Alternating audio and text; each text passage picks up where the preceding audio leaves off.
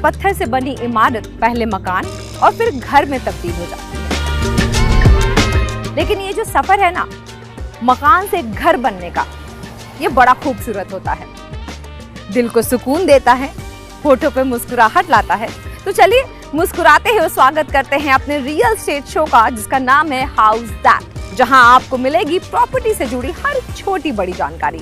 कहां बन रहा है लग्जूरियस होम, कहां अफोर्डेबल हाउस में आप कर सकते हैं इन्वेस्टमेंट, या फिर आप कहां पे खरीदारी कर सकते हैं उस प्रॉपर्टी की जो आपको आगे चल के करनी है इस्तेमाल। देंगे आपको सभी बातों की जानकारी, लेकिन सबसे पहले चलते हैं आज ग्रेटर नोएडा के एक छोटे से टूर पे।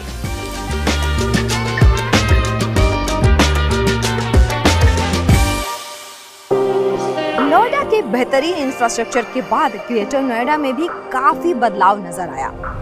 अच्छी सड़कें, लंबी ऊंची इमारतें, शानदार कनेक्टिविटी और सारी फैसिलिटीज जो एक शहर को बनाती हैं अप टू द मार्क, और ये है greater Noida.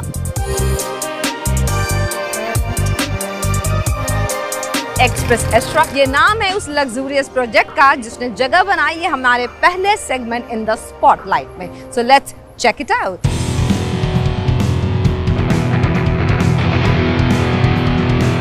Hello, house that में आज हम आ गए हैं ग्रेटर नोएडा, जहां हम प्रोजेक्ट रिव्यू करेंगे एक्सप्रेस एस्ट्रा का, जानेंगे इसके सैंपल फ्लैट में क्या है खास और कैसे हो रहा है इसका कंस्ट्रक्शन, इन एंड आउट इस प्रोजेक्ट के बारे में आपको सब कुछ बताएंगे। तो चलिए चलते हैं।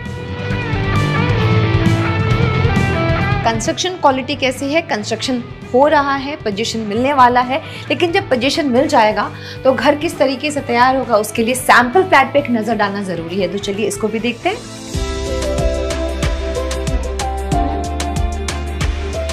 चलिए अब एक्सप्रेस एस्ट्रा के कॉन्फ़िगरेशन से भी रूबरू हो जाते हैं। इसकी लोकेशन है sector 1 greater Noida west. Configurations की बात करें तो 2, 3, 4 BHK अपार्टमेंट्स इसमें आपको मिल जाएंगे। साइजेस पे नजर डालते हैं। Number 1, carpet area 64.213 square metre, तो टोटल एरिया बन जाता है 76.301 square metre. Number 2, carpet area 73.746 square metre, total area बन जाता है 89.172 स्क्वायर मीटर। नंबर 3 पे कारपेट एरिया 87.893 स्क्वायर मीटर मिलता है, तो टोटल एरिया कुल मिला के हो जाता है 104.18 square metre. Number 4, carpet area 107.36 square metre और इसका टोटल एरिया है 137.47 square metre. Number 5, carpet area है 128.42 square metre, total area 152.60 square metre. Number 6, carpet area 143.3 square metre, total area 180.8 square metre. इसमें आपको फुली मॉड्यूलर किचन, चिमनी और hob के साथ मिल जाता है। चलिए अब इसकी कनेक्टिविटी पे एक नजर डालते हैं। सेक्टर 52 मेट्रो स्टेशन इससे महज 10 किलोमीटर की दूरी पे है। वहीं हॉस्पिटल्स की बात करें तो यथार्थ हॉस्पिटल सोसाइटी के बगल में ही आपको मिल जाएगा। मॉल, शॉपिंग सेंटर सबसे नंबर 1 पे आता है गौर सिटी मॉल, जो कि 5 किलोमीटर की दूरी पे है। वहीं डी मार्ट 2.2 किलोमीटर की दूरी पे मिल जाएगा। वहीं सेक्टर 18 की दूरी है 18 किलोमीटर। अगर शॉप्स के बारे में जानना चाहते हैं तो एक्सप्रेस एस्ट्रा कमर्शियल 47 शॉप्स के साथ आने वाला है। चलिए अब एक नजर डालते हैं एक्सप्रेस एस्ट्रा की एमिनिटीज पे। 40K स्क्वायर फीट का क्लब हाउस बनाया गया है। किड्स प्ले एरिया मिलेगा, tennis court, basketball court, table tennis, badminton, pool, cricket pitch, carrom board, chess, volleyball, swimming pool और साथ में एम्फी थिएटर। हाउस दैट में वक्त हो चला है अब अपने सेकंड सेगमेंट में जाने का, जिसका नाम है इन कॉन्वर्सेशन। तो चलिए मुलाकात करते हैं हमारे आज के स्पेशल गेस्ट से, और कैसे बना रियल एस्टेट उनका पैशन, ये सब जानते हैं। इन कॉन्वर्सेशन में वक्त हो चुका है अब एक स्पेशल मुलाकात का एक स्पेशल गेस्ट के साथ, और आज के हमारे खास मेहमान हैं SKA ग्रुप के director Sanjay Sharma. Hello sir, thank you so much, आपने वक्त निकाला हमारे लिए। सर, सबसे पहले तो हमारे व्यूवर्स ये जानना चाहते हैं कि SKA ग्रुप की जो जर्नी है वो कहाँ से शुरू हुई और अभी तक कहाँ पहुँची है? देखिए, जर्नी तो चलती रहती है जी। We have started in 2012 and our first project was SKA Green Mansion, and after that we have launched 6 or 7 projects. All projects are timely completed. There is not a single day delay in any delivery. we are using best technology available in the construction, that is Maiwan aluminum formwork. All our projects are being constructed with that.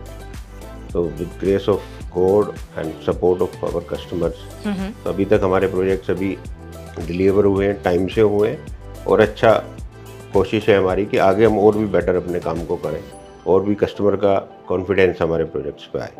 Sir, जब आपने पहला project deliver किया था और अब आप कई successful projects deliver कर चुके हैं, क्या डिफरेंस दिखाई देता है उस समय से और अब में? देखिए, I am from a technical background जी, तो कंस्ट्रक्शन तो मैं पिछले लास्ट 40 साल से कर रहा हूँ, तो it was not a new field for me, but as far as the role of developer it was a new thing, and what we have focus only 3 things. Okay, we have to earn the trust of our customer, perfect. Secondly, there was a lack of transparency in this sector, and third thing was technology, how best we can use the technology. Since I am from a technical background, so it was easier for me to adopt new technology, और first time हम ही aluminium formwork को लेके आए थे यहाँ पे। आज तो काफ़ी यूज़ हो रहा है, तो उसका एक बेनिफिट कस्टमर को वैल्यू एडिशन मिले, that is our focus. Sir, आपके फ्यूचर प्लान्स क्या हैं? बेसिकली अभी आप नोएडा, गाजियाबाद यहाँ पे अपने प्रोजेक्ट्स बना रहे हैं, आगे और कहाँ जाने का इरादा है आपका अगला? देखिए, हमारे प्रोजेक्ट नोएडा में है, गाजियाबाद में है और ग्रेटर नोएडा में है, नोएडा एक्सटेंशन में है। तो अभी जो है ग्रेटर नोएडा में we have recently launch one big project of 6 एकड़ SK डेस्टिनी 1, उसमें हम 3 टावर बना रहे हैं, केवल 6 एकड़ में 3 ही टावर हैं, और अभी रिसेंटली उसको लॉन्च किया, we got very good response. उसमें हमने कॉमन एरिया फैसिलिटीज़ पे ज़्यादा फोकस किया है। फॉर एग्जांपल कुछ चीज़ें मैं बताना चाहूँगा कि 1-2 स्विमिंग पूल होते हैं, हमने 5 तरह के वहाँ पे स्विमिंग पूल दिए। क्या बात है! Wave pool, normal pool, children pool, then infinity pool. एक हमारा क्लब है, करीबन 45,000 स्क्वायर फीट का हम क्लब बना रहे हैं, जिसमें सभी फैसिलिटीज़ बच्चों के लिए, हर एज ग्रुप के लिए, चाहे बुजुर्ग हैं, बच्चे हैं, लेडीज़ हैं, हर एज ग्रुप के लिए एक फैसिलिटी दी है।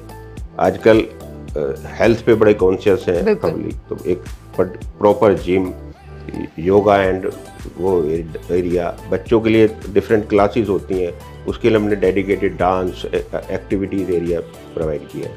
सर, अभी तक आपको किस तरीके का रिस्पांस मिल रहा है इसके लिए, और आगे की और क्या कुछ प्लान्स हैं आपके? देखिए, as far as response I have told you, तो most of our project before hand over we 100% sold out. That ये हमारे साथ अभी तक रहा है। यहाँ पे भी हमारे पास बहुत कम इन्वेंट्री बची है, और 1-1.5 साल में हम इसे हैंड ओवर करने जा रहे हैं। दूसरा ये है कि फ्यूचर प्लान्स में कॉन्सेप्ट वहीं पे है कि कस्टमर को हम कैसे बेटर फीड कर पाए, कैसे उन्हें बेटर एक प्रोडक्ट दे पाए।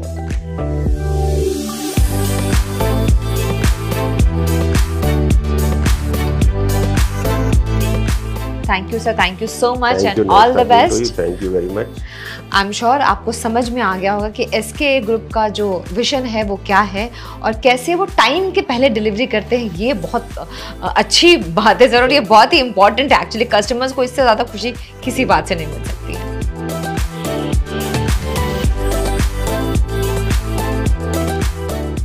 जिंदगी में सारे सवालों के जवाब मिले या ना मिले, लेकिन हाउस दैट में हमारे एक्सपर्ट देंगे आपके सभी सवालों के जवाब। प्रॉपर्टी से जुड़े जो भी सवाल हैं आप इनसे पूछ सकते हैं। तो चलिए चलते हैं अपने एक्सपर्ट के पास। हाउस दैट में वक्त हो गया है आपके सवालों के जवाब जानने का, और हम आ गए हैं अपने एक्सपर्ट राहुल के पास। Rahul, welcome to our show. Thank you so much for your time. तो पहला क्वेश्चन शुरू करते हैं। हम इन्वेस्टमेंट की बातें बहुत सुनते हैं, कुछ लोग गोल्ड में इन्वेस्ट करना पसंद करते हैं, उनको लगता है कि सोना तो हमेशा दाम बढ़ा के देगा, मतलब फ़ायदा ही फ़ायदा देगा। कुछ लोग FDs में इन्वेस्ट करते हैं, कुछ लोग करते हैं रियल एस्टेट में। वैसे तो आप रियल एस्टेट एक्सपर्ट हैं, लेकिन फिर भी मुझे बताइए क्यों रियल एस्टेट में इन्वेस्ट करना चाहिए? देखिए, अगर हम FDs की बात करते हैं तो FD जब हम पैसा FD में डालते हैं तो बैंक में हमारे FD पे इंटरेस्ट तो मिलता है जी, लेकिन हमारा जो प्रिंसिपल है वो इतना ग्रो नहीं कर पाता जितना एक्चुअल में इन्फ्लेशन जो है चल रही है इंडिया के अंदर या फिर किसी भी कंट्री में, इन्फ्लेशन बीट नहीं कर पाता। तो अगर गोल्ड की बात करें, गोल्ड बहुत ज़्यादा फ्लक्चुएटिंग है, कभी 70,000 पहुंच जाता है, कभी 50,000 आ जाता है, कभी बीच में रिसेशन आ गया तो वापस 20,000 पे आ गया था। तो बहुत ज़्यादा वॉलेटाइल मार्केट है वो। लेकिन अगर रियल एस्टेट की बात करें, real estate is ever growing market, कि जब भी आप पैसा रियल एस्टेट में लगाते हैं तो पैसा हमेशा बढ़ता ही है। और अगर रिटर्न ऑन इन्वेस्टमेंट की बात करें, अगर आपने कोई घर भी खरीदा हुआ है तो देखिए अगर वहाँ से किराया आ रहा है तो रिटर्न ऑन इन्वेस्टमेंट आपकी वहाँ से भी आ रही है, प्लस आपका जो घर है यानी जो प्रिंसिपल अमाउंट है आपका उसका भी प्राइस बढ़ रहा है। तो इसीलिए real estate investment is called the real investment. That is the reason it is called real estate. क्या बात है, चलिए बहुत बहुत ही बढ़िया जानकारी दी आपने। अच्छा, अब इसी से जुड़ा एक और सवाल मेरे मन में आ रहा है कि अगर हम रियल एस्टेट में इन्वेस्टमेंट की बात कर ही रहे हैं तो रेसिडेंशियल इन्वेस्टमेंट या फिर हम कमर्शियल प्रॉपर्टी में इन्वेस्ट करें तो ज़्यादा अच्छा रहेगा? बहुत अच्छा क्वेश्चन है। वैसे बहुत सारे लोगों का ये सवाल होता है कि इन्वेस्टमेंट रेजिडेंशियल में करना चाहिए या कमर्शियल में करना चाहिए। देखिए अगर घर खरीद रहे हैं हम रहने के लिए, हमारी फैमिली को पसंद है कोई विला कोठी या कोई फ्लैट, तो नथिंग लाइक इट, मतलब उससे बड़ा इमोशन तो कोई हो ही नहीं सकता अपना घर। लेकिन अगर इन्वेस्टमेंट पॉइंट ऑफ व्यू से बात करें तो इन्वेस्टमेंट जो है वो कमर्शियल में ज़्यादा बेटर रहती है, क्योंकि उसका जो ROI है यानी रिटर्न ऑन इन्वेस्टमेंट है वो ज़्यादा बेटर रहता है रेजिडेंशियल के कंपैरिजन में, और किराया ज़्यादा आता है और वो कमर्शियल प्रॉपर्टी अप्रिशिएट ज़्यादा करती है। तो अगर इन्वेस्टमेंट पॉइंट ऑफ व्यू से देख रहे हैं तो commercial property is the best. बिल्कुल सही कहा आपने, मुझे भी ऐसा ही लग रहा था, पर एक्सपर्ट जब बोलता है तो लोग ज़्यादा समझते हैं इस बात को। अच्छा, एक और क्वेश्चन है कि जो लोकेशन है वो वैसे तो हम सबको पता है कि बहुत इम्पोर्टेंट होता है किसी भी चीज़ की जब हम खरीदारी करने जाते हैं। जैसे अगर हम कोई ऐसी प्रॉपर्टी देख रहे हैं जहां हमें रहना है तो भी हम ये सोचते हैं कि लोकेशन बहुत अच्छी होनी चाहिए ना, कनेक्टिविटी अच्छी होनी चाहिए। लेकिन एक अगर हम सिर्फ इन्वेस्टमेंट पॉइंट ऑफ व्यू से देखें और अगर किसी दूर के लोकेशन में थोड़ी सी सस्ती प्रॉपर्टी मिल रही है, क्या उसको खरीदना सही रहेगा? देखिए डिपेंड करता है उस लोकेशन के ऊपर। देखिए सबसे इम्पॉर्टेंट फैक्टर लोकेशन तो रहता ही है अगर हम कोई इन्वेस्टमेंट देख रहे हैं। अगर लोकेशन की बात करें तो उस लोकेशन के आसपास हमें ये देखना चाहिए कि उसमें डेवलपमेंट कितनी है, उसमें डेवलपमेंट कितनी हो रही है, फ्यूचर डेवलपमेंट कितनी है, और उस आसपास लोकेशन पे क्या क्या और नई नई चीज़ें आ रही है इन टर्म्स ऑफ इंफ्रास्ट्रक्चर। अगर इंफ्रास्ट्रक्चर वहाँ पर डेवलप हो रहा है तो प्रॉपर्टी वहाँ पर ज़रूर अप्रिशिएट करेगी और करेगी ही करेगी। इसीलिए आपका जो लोकेशन है वो प्राइम फैक्टर होना चाहिए अगर आप इन्वेस्टमेंट्स देख रहे हैं तो। बिल्कुल, थैंक यू सो मच, आप हमारे साथ जुड़े और आपने हमारे दर्शकों के सवालों के जवाब दिए। Thank you for your time. I'm very sure आपको आज का हमारा हाउस दैट का स्पेशल शो जरूर पसंद आया होगा। फिर भी आपके मन में है कोई सवाल या जानना चाहते हैं किसी खास शहर के बारे में, कहाँ हो रही है इन्वेस्टमेंट, ये सब आप पता लगा सकते हैं। तो कमेंट करके ये सवाल आप जरूर पूछिए। लाइक शेयर सब्सक्राइब करना आपको नहीं भूलना है, और हाँ बेल आइकन को जरूर प्रेस कीजिएगा ताकि जब भी हम कोई नई वीडियो लेकर आए वो वीडियो सबसे पहले आप तक पहुंचे। तब तक के लिए मी प्रिया शाइनिंग ऑफ। टाटा।